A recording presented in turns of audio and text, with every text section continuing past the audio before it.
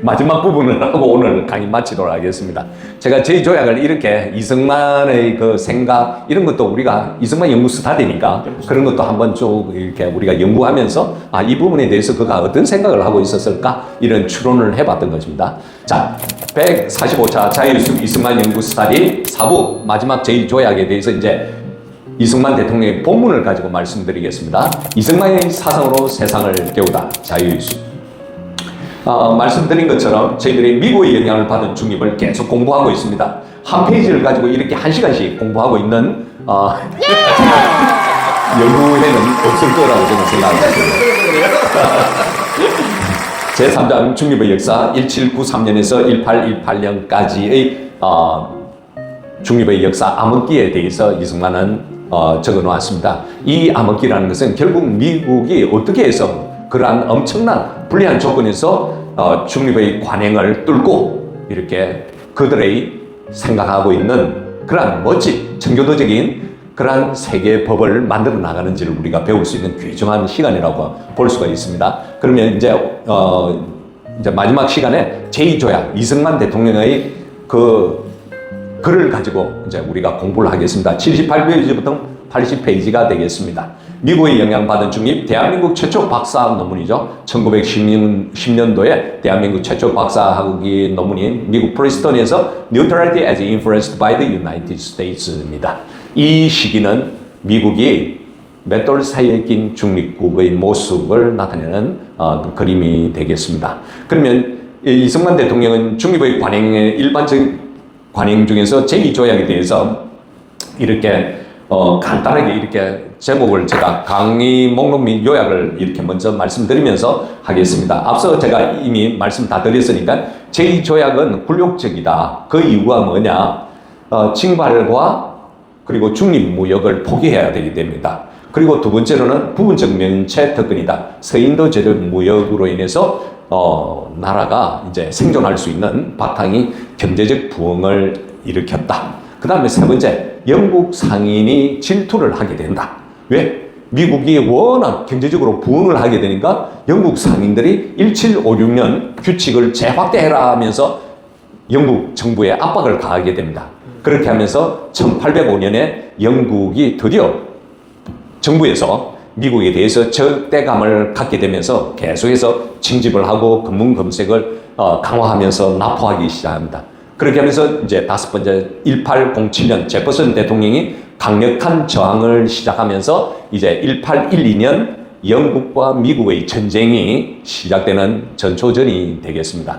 자, 그러면 이승만 대통령 앞서 제2조약, 워싱턴 대통령의 끊임없는 노력으로 1794년도에 제2조약이 체결되었죠. 논란거리가 있었지만 우호적 해결이 부분적으로 달성이 되었습니다. 이는 1794년 11월 19일에 체결되었지만 하원에서 장시간 6개월 동안 논쟁을 하고 또 논쟁을 했습니다. 그렇게 해서 다음 해인 1795년 6월 24일 가서야 비준이 되었습니다. 그러니까 이승만 대통령은 이렇게 해가지고 딱 6월 24일에 가서야 비준되었다 이러면 우리가 보면 뭐 좀 헷갈려요. 그러니까 이렇게 좀 하나하나 깊이 하는 것이 굉장히 중요한 거예요. 비준이라는 개념도 모르는 사람 많아요. 아, 그래요? 비준이라는 게 이제 조약을 하고 나고 동의를 하고 나서 국제적인 통과하는 거예요. 조약을 하고 나서 그걸 국내에 인정하는 그걸 기준이라고 하는데 그 개념도 이제 안 잡히는데 그냥 관심이 없으니까 이런 부분에 대해서 관심이 없으니까 그래서 말 자체가 되게 어려운 거예요. 하여튼 11월 19일 그 다음에 6월 24일 다음에 통과되었습니다. 협상의 대부분의 중요한 관점들이 합의되었지만 앞서 말한 것처럼 가장 중요한 건 미국으로서는 징발 그리고 중립무역에 대해서 영국이 좀처럼 양보하지 않았습니다. 특히 선원들의 징발에 대한 보상이나 징발 관행의 폐지를 위하여 어떠한 약속도 제2조약은 포함하지 않았다라고 이야기를 하고 있습니다. 징발 문제 앞서 제가 말씀드렸죠. 다시 한번 개념을 정리하겠습니다. 징발이라는 것은 영국 해군이 바다에서 미국 상선을 정지시켜가지고 영국 출신 선원들을 강제로 징집하는 행위입니다. 독립전쟁 이후에 영국은 자국 해군력 강화로 이유로 영국 출신은 어디에 있든 국왕의 신민이다라는 논리를 세우면서 미국 선박을 선원을 강제로 끌고 갔습니다. 문제의 심각성은 실제로 많은 미국 시민이 억울하게 영국 군함에 징용이 되었고요. 1790년대 초에는 약 6천 명 이상의 미국 선원이 영국 시민이라는 이유로 납치가 되었습니다. 이것이 결국 미국 내의 여론을 격분시키고 해상으로서의 인권 유리를 간주되었습니다. 제2조약에서 다루지만 결국 미국의 협상단이 이 문제를 강하게 제기했지만 영국은 자국 안보 이유로 한 발도 물러서지 않았습니다. 따라서 징발의 중단, 보상 혹은 재발 방지 약속이 전혀 포함되지 않았고 이로 인해서 미국 내에서 굴욕적인 조약이라는 비판이 폭발했고 1812년 미영 전쟁의 원인 중에 하나가 되었습니다. 그 다음에 두 번째로는 양보하지 않았던 것이 중립 문제에 대한 거죠. 미국은 유럽의 교정국, 영국, 프랑스 사이에서 중립국으로서 자유무역을 원했습니다. 그 자유무역의 구호가 바로 자유선박 자유화물이라는 원칙이 미국의 핵심 입장이었죠. 그러나 영국의 입장은 어때요? 1756년 규칙을 재적용을 하는 거예요. 그것은 바로 1756년 규칙을 근거로 해서 전시에만 개방된 식민지 무역은 중립국이 참여할 수 없다라고 주장합니다. 즉 다시 말하면 평시에 프랑스 식민지와 무역하지 않던 미국 상선은 전시에 그 무역을 참여할 권리가 없다는 논리였죠. 이로 인해서 미국 상선이 프랑스령 서인도 제도와 교역할 때 영국 해군에 의해서 선박이 납포 압류되는 일은 빈번했습니다. 그렇게 해서 제2조약 결과로서 이제 식민지 무역을 제한적으로만 허용이 되었다는 거죠. 어때요? 서인도 제도 무역은 소형 선박 소규모 화물이었습니다. 유럽 본토의 중개 무역은 금지되었습니다. 따라서 미국 중립무역권은 실질적으로 인정받지 못한 채 영국 해상 패권 논리로 유지되었다는 것입니다. 이러한 조약 한계와 구속 영향으로 영국의 양보는 요새 철수 배상위원회 설치, 일부 무역 개방, 미국의 손실 징발 문제 미해결, 중립무역권 인정 실패, 구속 결과로서 미국 내 친프랑스파의 분노 보조, 프랑스와의 외교 갈등, 1812년 전쟁 외교적 전조가 되었습니다. 이렇게 해서 제2조약은 전쟁은 막은 조약이지만 자존심을 잃은 조약이었다. 그 이유는 징발과 중립무역 문제를 해결하지 못함으로써 미국은 정치적 독립 이후에야 해상 독립을 이루지 못한 상태로 남게 되었다라고 합니다. 1794년도에 네. 미국이 해군법을 통과해서 해군을 만들어요. 예. 지금 그 전까지만 해도 완전 그냥 뭐 이렇게 군이라고 했자 무력이라고 했자 그냥 좀 93년 그러면 이제 94년도에 그러면 4년 후에 이제 78년도 프랑스와 전쟁을 할 때 해상 전쟁할 때 그때 처음으로 이제 네이비 오브 디파트먼트 오브 네이비가 탄생해요. 그러니까 4년 후에 자 그러면 제2조약에서 왜 징집권하고 중립무역에 대해서 해결이 안 됐는가? 그 조약 내용을 이승만은 이렇게 해놨습니다. 제21조에 의하면 프랑스로부터 인관되는 미국 시민들은 해적으로 선언되었고 라고 합니다. 이걸 보면 우리가 앞에서 공부했던 거 보면 유럽의 중립 관행에 있어서 중립의 무시에서 보면 베를린 칙령을 하고 그 다음에 밀란 칙령을 1807년도 밀란 칙령이 발표되죠. 근데 이제 프랑스도 뭐라고 하냐면 너희들 영국 상선에 영국 배에 탄 사람은 인관된 사람은 우리의 적이다. 처형을 당할 것이다. 라고. 프랑스 아니고? 이거는 지금 영국이 말하는 거예요. 그러니까 미국이 영국에 그렇잖아요. 프랑스가 독립을 도와주었으니까 프랑스를 돕는 미국 시민이 있을 거고 또 이렇게 해가지고 중앙에서 해상에서 납치돼 가지고 할 수 없이 인관되는 사람도 있잖아요. 그러면 이 사람들은 결국 프랑스에 의해서도 또 이렇게 적으로 간주되고 영국은 또 프랑스 배에서 일했던 미국 사람들에서 또 이렇게 적으로 간주한다는 겁니다. 그러니까 미국이 결국 맷돌 사이에 낀 상황이 되었다는 거죠. 제12조에 의하면 미국 선박은 미국 안에서만 화물을 운반하고 하역한다는 조건 하에서 영국 항구로부터 화물을 자유로이 운반할 수 있다고 규정했다. 이 말은 무슨 말인가 아시겠죠? 미국 시민이 영국에 의해서 불법적으로 체포된 데에 대해서 영국 정부의 미국 시민에 대한 보상 지급은 이 조약에서 가장 호의적인 조항이었다라고 이야기를 하고 있습니다. 그러면 외국 군복무 해적 선언 조항에서 보면 여기에 내용을 요약을 하겠습니다. 미국 시민이 프랑스 해군 혹은 프랑스 사력선의 인관의 영국 선박을 공격할 경우 그들은 해적으로 간주되어 법적 보호를 받을 수 없다. 이것이 아까 말했던 1794년도 중립법이 있잖아요. 그죠? 그것에 해당이 돼요, 사실은. 자, 이 배경을 보면 당시 유럽 프랑스 혁명 전쟁 중이었고 미국 내부에서 프랑스를 지지하는 세력이 많고 일부 미국 시민은 프랑스 한력전에 참여해서 영국 선박을 공격했다. 영국은 이를 미국 중립 위반으로 간주해서 미국 정부에 항의했다. 그리고 제조약 협상 과정에서 영국과의 전쟁을 피하기 위해서 중립의 의무를 확실히 명문화하기로 합의했다. 그 결과로서 미국은 프랑스 편에 서는 자국민을 법적으로 보호하지 않는다는 조항을 수용했다. 이로써 미국은 정치적 중립국의 첫 선언적 지위를 얻게 되었으나 동시에 친프랑스 세력의 거센 반발을 불러일으켰다. 결론적인 의미는 제21조는 훗날의 미국 중립 Neutrality Act, 이제 중립법인 1794년의 기초가 되었으며 개인 시민의 전쟁 참여도 국가 중립 위반이 될 수 있다는 원칙을 확립했다. 굉장히 중요한 내용입니다.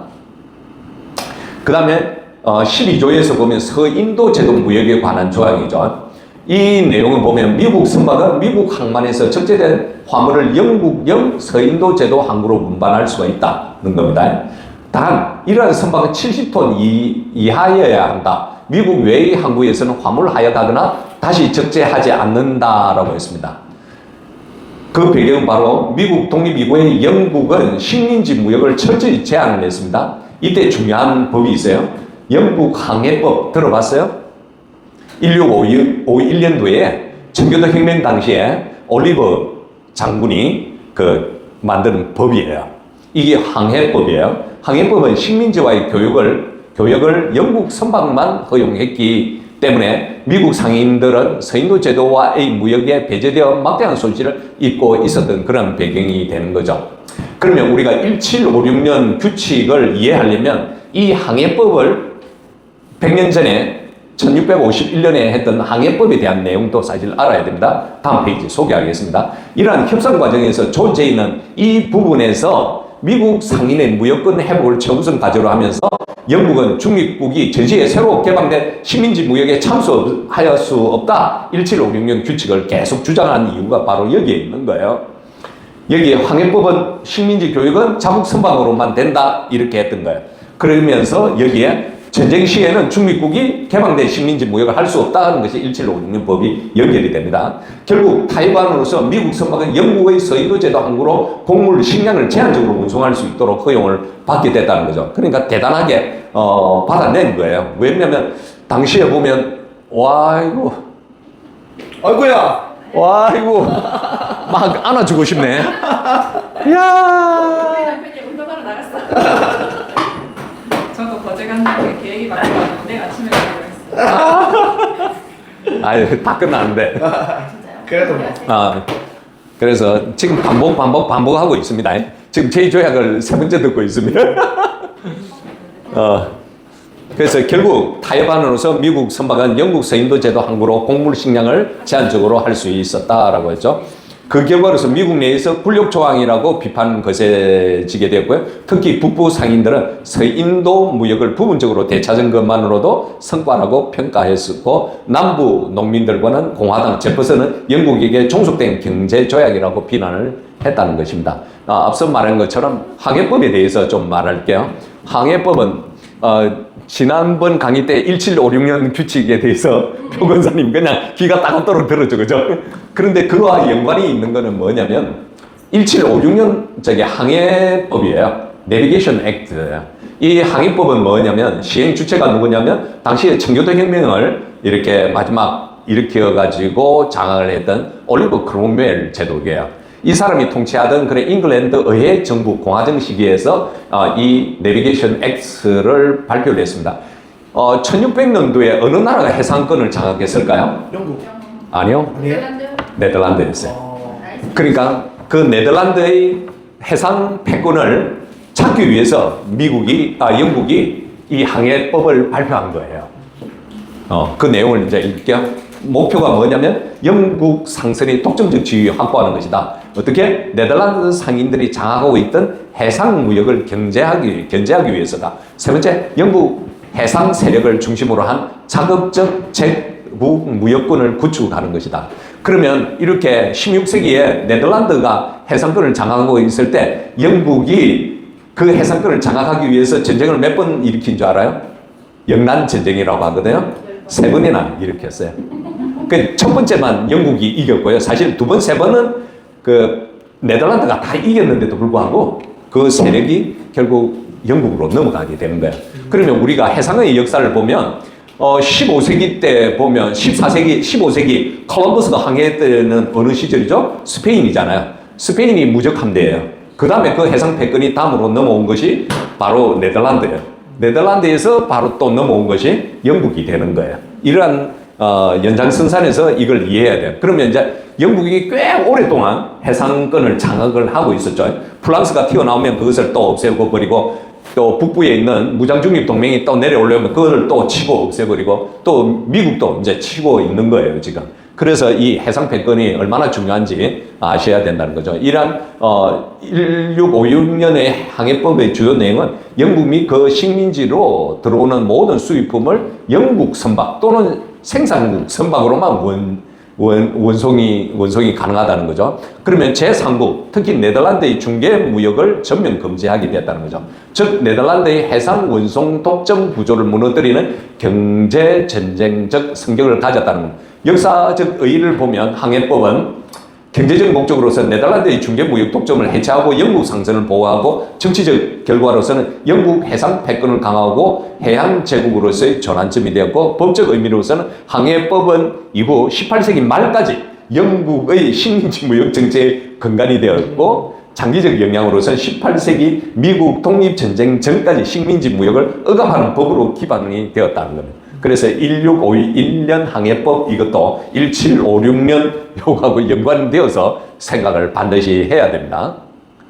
자, 그러므로 해서 1656년 크로멜의 항해법이 1756년 규칙을 만들어냈고, 이것이 미국과 영국의 제2조약으로 연결이 되면서 1812년 미국과 영국과 전쟁이 일어나는 계기가 됩니다.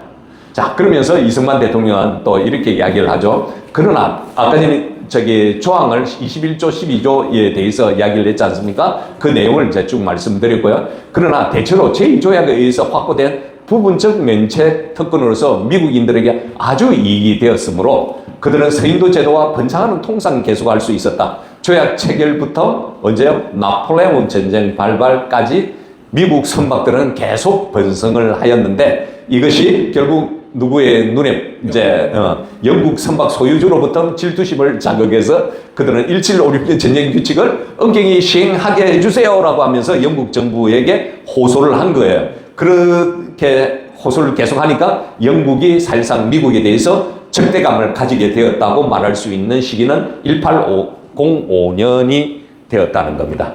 이 연도가 막 나오니까 헷갈리죠? 이제 여기서 이 한 페이지 가지고 설명을 또 드리겠습니다. 자, 나폴레옹 전쟁이 언제 발발하죠?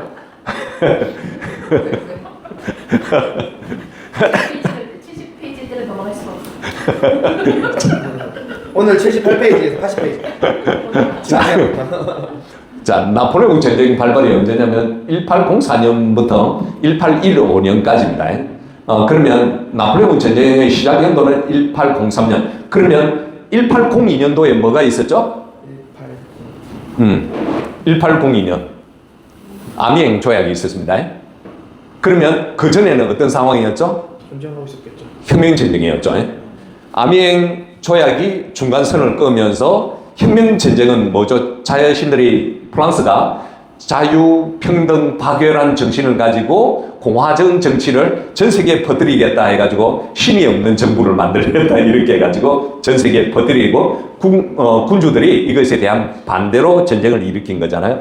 그러면 이제 나폴레옹 전쟁은 어때요? 자기가 이제 황제가 되고 대통령이 되다 보니까 이제 자기의 세력을 확장하기 위해서 이렇게 시작하는 것이 나폴레옹 전쟁입니다. 그래서 전쟁의 개념이 다릅니다. 22여 년간의 전쟁인데 프랑스 혁명 전쟁 10년 정도, 그 다음에 나폴레옹 전쟁 10년 정도 이렇게 생각하시면 돼요.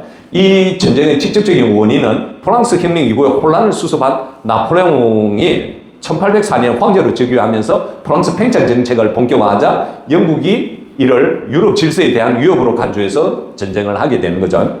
그렇게 하면서 1802년 프랑스 혁명 전쟁과 나폴레옹 전쟁의 그 중간에 그 쉼표가 있죠. 그것이 바로 1802년 아미엥 조약입니다. 이 평화 조약을 체결했지만 문제는 뭐냐? 프랑스가 유럽 대륙으로 군사 영향력을 계속 확대를 하고 있었습니다. 그러면 해상에서 영국은 또 봉쇄를 계속하고 있었어요. 실제로 전쟁만 안 했을 뿐이죠. 그러면 나폴레옹은 어떻게 했는가? 스위스, 이탈리아 저지대 유럽 국가들에게 계속 전쟁을 하고 있었다는 거죠. 영국은 결국 너희들은 조약 위반이야 라고 하면서 1803년도에 다시 전쟁을 선포하게 된 것입니다. 이것이 결국 영국 프랑스 제국의 유럽 전체 전쟁으로 확산합니다. 그러면 미국과 영국의 경제 관계 제2조약 이후에 미국의 경제 성장은 어느 정도였냐면 한번 볼게요. 제2조약 이후에 1794년도에 굴욕적인 조약입니다. 이건 미국이 굴욕적인 조약입니다. 이 굴욕적인 조약에서 미국은 영국과의 교역 재개로 큰 이익을 얻었다라고 이야기를 했습니다. 그래서 앞서 제가 이야기했는데 이 시대에 그러면 미국과 영국의 관계가 지금 현재 현 시대에 지금 어느 나라와 비슷하냐? 미국과 중국과의 관계다. 왜? 당시에 이제 중국은 미국처럼 신생 독립국가로서 경제적으로 굉장히 취약한 상황이었죠. 그러면서 미국은 영국과 교류하면서 부자 나라가 된 거예요. 이때. 그와 마찬가지로 이제 중국이 미국을 통해서 면세를 통해서 기술을 뭐 탈취하고 이렇게 해가지고 지금 막 따라온다고 지금 하고 있죠. 그러면서 안보 전쟁이 일어나죠. 제가 이승만 대통령이 미국의 영향을 받은 중립 이 책을 읽으면 읽을수록 세계사는 이제는 봉건시대 이후에 세계사는 바로 해상무역시대에서는 경제전쟁이구나. 그 생각이 딱 들어요. 이제 여기서부터 다 되는. 그러면서 영국과 프랑스가 계속 전쟁 중이었기 때문에 중립국인 미국 상선들은 유럽 서인도 제도의 물품을 대신 운송을 하면서 중개무역 황금기를 맞이했습니다. 이를 중립무역이라고 하고요. 영국의 불만이 어떻게 누적이 됐는가? 제2조약을 통해서 미국이 굴욕적인 조약이라고 했거든요. 그 굴욕적인 조약이 뭐냐면 해상에서 미국 상선이 납포가 되면 거기에 있는 미국 사람들을 영국 해군으로 다 징집해 가버리는 첫 번째 주권을 침해하는 그 제2조약이 있었고요. 두 번째로는 중립의 무역을 못하게 방해를 했어요. 왜? 프랑스의 화물을 실으면 무조건 다 납포를 해버렸으니까 거기에 대해서 영국이 할 수 없이 미국이 할 수 없이 자기들의 세력이 약하니까 인정을 해주어 가지고 조약을 맺은 것이 바로 제2조약이라고 한 거죠. 거기에 대해서 또 프랑스가 이제 불만을 가지면서 미국 상선을 납포하게 되는 과정입니다. 그러면 이렇게 해가지고 제2조약을 통해서 미국이 얻은 틈새의 그 운송권을 통해서 부를 계속 축적해 나가니까 영국의 불만이 누적이 되는 거예요. 그때 미국 상인들은 중립을 이용해서 프랑스령 식민지의 물자를 운송 판매를 했다는 거예요.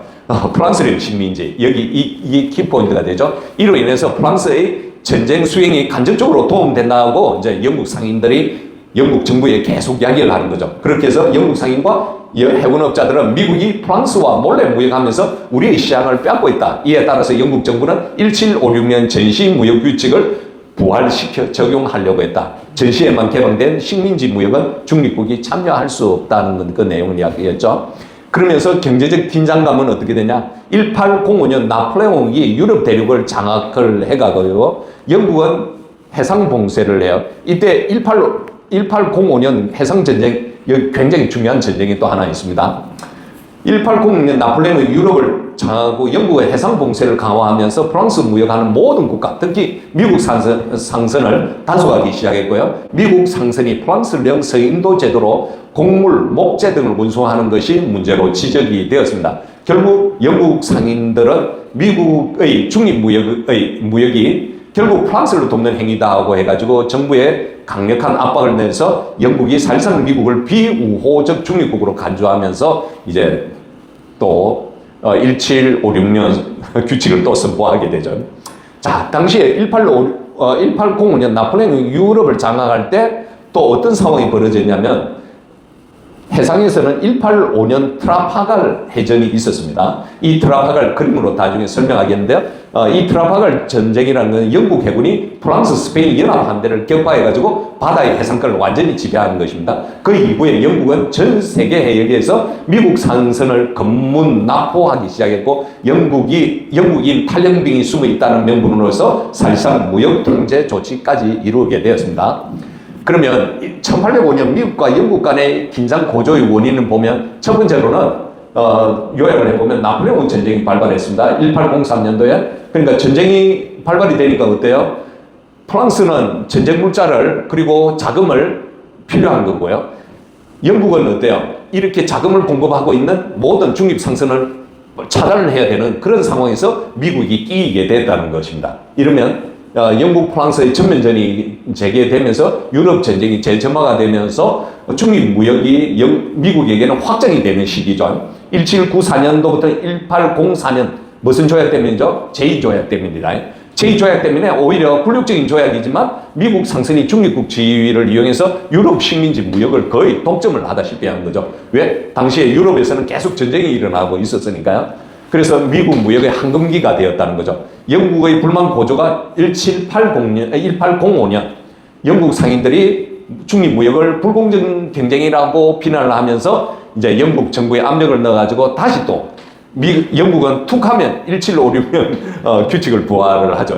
그렇게 하면서 적대적 감정이 생긴 것은 영국 정부가 1805년 이후가 되겠습니다. 그렇게 하면서 1805년 앞서 무슨 전쟁이 있었다고 했죠? 트라파갈 전투가 있었죠. 그 해상에서 완전히 장악하면서 미국 상선에 대해서 더 가혹하게 검문 납포 시작하면서 외교 갈등을 격화하면서 훗날 1812년 미영 전쟁이 전개가 되었습니다. 요약 결론은 나폴레옹 전쟁 이후에 미국은 중립국으로서 무역 이익을 얻었으나 영국은 이를 프랑스를 돕는 위장 중립이라고 보고 1805년부터 사실상 절대적으로 전환하면서 이를 계기로 해서 미국, 영국 간의 긴장이 급격히 고조되고 결국 1812년 미영 전쟁으로 이어졌습니다. 이제 제2조약이 이제 맺어진 후에 12년이 만기인 거였습니다. 그러면서 이제 1807년 제2조약은 언제 맺었냐면 1794년도에 맺어졌습니다. 그러니까 1807년이면 거의 12년이죠. 그죠? 제2조약이 12년 유효기간이 만료되기 전에 미국에서 몰로와 핑크니 이 사람 이름을 이제 좀 알아놓으시면 좋겠습니다. 나중에 프랑스와 화해하기 위해서 또 보내는 외교관이 핑크니예요. 핑크니는 영국과의 한 조약에서 서명을 하였는데 라고 했습니다. 이때 이제 특사로 파견돼가지고 조약의 이제 연장을 위해서 제2조약을 연장을 위해서 서명을 했는데 당시에 3대 대통령이 누구냐면 제퍼슨이에요. 제퍼슨 대통령 그 조약을 보면서 미국을 불명예스럽게 만드는 다수의 조항이 포함되어 있는 이유로 상원에 해부하기를 거부하였다. 앞서 말한 것처럼 제퍼슨은 친영입니까? 친프입니까? 프랑스파입니까? 영국파입니까? 제퍼슨은 친프랑스. 워싱턴이 친영파. 네. 그래서 이제 완전히 다르죠. 워싱턴 대통령은 이렇게 불리한 조약이 있어도 전쟁을 피하기 위해서 조약을 맺었지 않습니까? 그죠? 근데 제퍼슨은 이 불평등 조약을 맺으면서 상원에 해부를 하지 않아 버렸어요. 그 이유는 뭐냐면 이들 중에 가장 꺼렸던 것이 1756년 전쟁 규칙에 관한 조약이었다. 그러니까 1756년 전쟁 규칙이 계속 나오기 때문에 제가 그냥 머리 아플 정도로 제가 이야기를 하고 있습니다. 그러면 결국 영국은 2%의 종가세를 지불해 오던 상품에 대해서만 더 이상 집행을 하지 않기로 논의했다. 이 말은 무슨 말이냐면 제퍼슨이 파견했던 몰로와 핑크니 특사가 조약에 서명해가지고 왔는데 거기에 가장 미국에게 불명예스럽게 한 내용이 뭐냐면 바로 1756년 전쟁의 규칙에 관한 조약이었다는 거죠. 그죠? 그런데 하나의 예외가 있었다는 거죠. 2% 종가세 세금을 물려주는 그런 경우에서 1756년 전쟁 규칙에서 예외 조항을 넣었다고 이야기를 하고 있는 것이었습니다. 그러면 그것과 거의 비슷할 정도로 미국에서 바람직스러지 못하는 또 하나는 영국이 고집스럽게 포기하기를 거부한 것은 바로 검문검색 문제다. 지금 두 가지죠.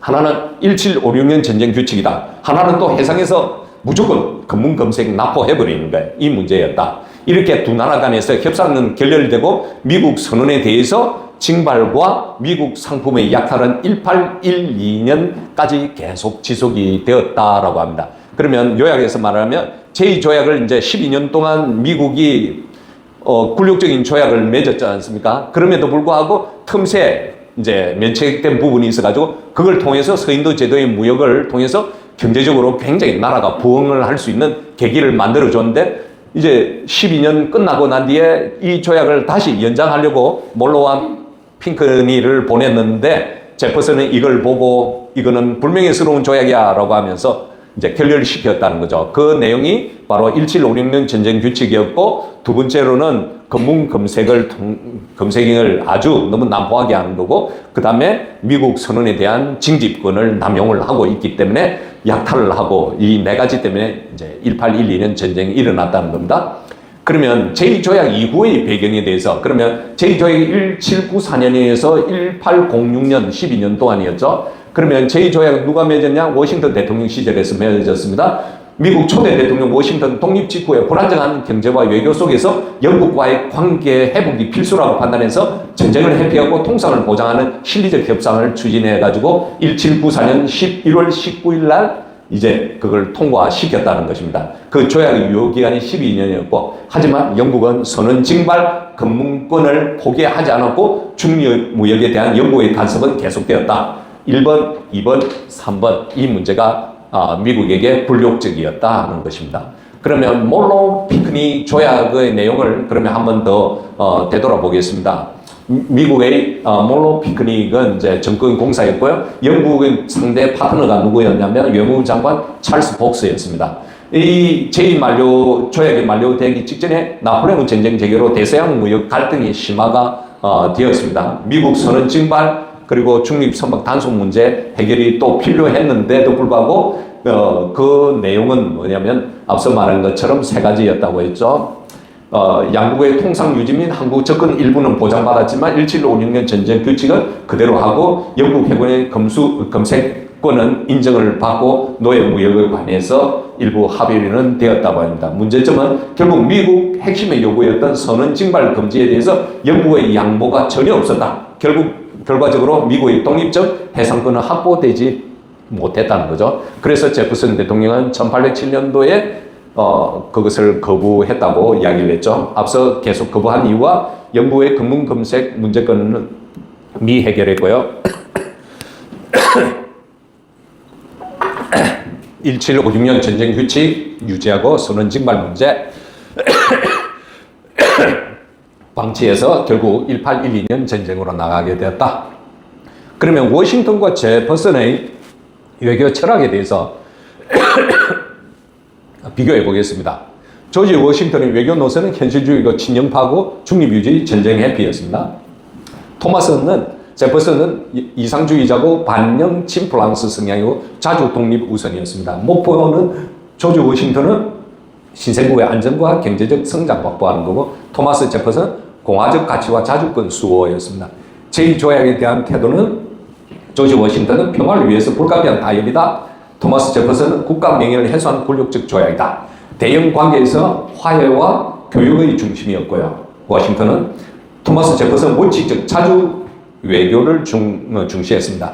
결과적인 평가는 조지 워싱턴은 단기적으로 안정적 무역으로 성장을 했고요. 나라의 토대를 만드는 장점이 있습니다. 그런데 토마스 제퍼슨은 장기적으로 독립정신 강화하고 반제국 노선을 강화했다는 것입니다. 예.